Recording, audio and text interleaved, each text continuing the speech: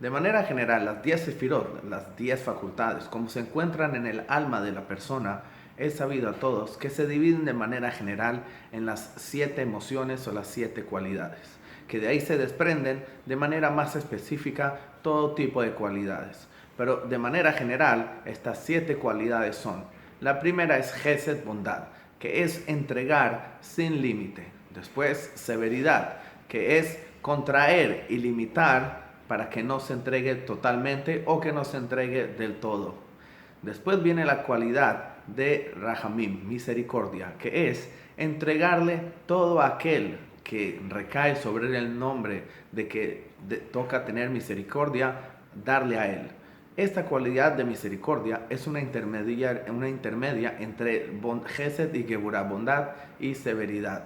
Y por eso Gesed significa darle a todos, sin importar incluso a aquel que no se lo merece, mientras que la cualidad de misericordia significa darle solamente a los que sí se lo merecen. Por eso es la mitad entre bondad y severidad. También esta cualidad se le llama Tiferet, belleza, por el hecho de que normalmente una ropa bella significa una ropa que está combinada de varios colores, porque eso crea una belleza. Lo que no es así cuando una ropa es solamente de un único color. De la misma manera, la cualidad de Tiferet significa que tiene Gesed y Geburah las dos juntas. Después viene la cualidad conocida como Netzach y Od, que es cuando la persona tiene que pensar y aconsejarse de cómo y planear cómo entregar algo. Por ejemplo, cuando un padre quiere enseñarle y entregarle un concepto, una idea a su hijo y enseñársela, para hacer esto, el padre antes tiene que planear en cómo entregárselo, la manera, el orden de cómo debe hablarle a él y de cómo debe organizarle las cosas y de manera lenta. Esto es lo que se llama Netzach y Yod, es decir, también son llamados los aconsejeros, o también son conocidos como los dos huevos donde se cocina el semen, porque esto se puede comparar a la gota que sale de la cabeza del padre, pero antes de poder ser entregada es necesario que pase por los huevos. ¿Para qué? Para que la gota deje de ser tan espiritual y tan fina y se convierta en una gota un poco más tangible y más física para poder ser recibida. De la misma manera, cuando viene la gota del intelecto, para poderla entregársela a su hijo y que su hijo la pueda recibir, es necesario que esa gota se vuelva más física, más tangible, para que pueda ser recibida por su hijo. También la cualidad de Netzach y Od se compara a un molino, donde la persona muele la comida y la vuelve pedazos pequeños. Así también la idea para que el hijo pueda entenderlo, el papá antes de entregárselo necesita moler el concepto. Significa cortarlo en pedazos muy pequeños y así entregarle poco a poco a su hijo. También la cualidad de Netzach, que la traducción es victoria, significa pararse fuerte, con dureza, frente a cualquier impedimento que pueda ocurrir en contra de entregarle la idea y enseñarle a su hijo, sea un impedimento interno o sea un impedimento externo. Un impedimento interno significaría la cualidad de Geburat, severidad, que le dice a la persona que su hijo no es apto para recibir el concepto y por eso evita entregárselo.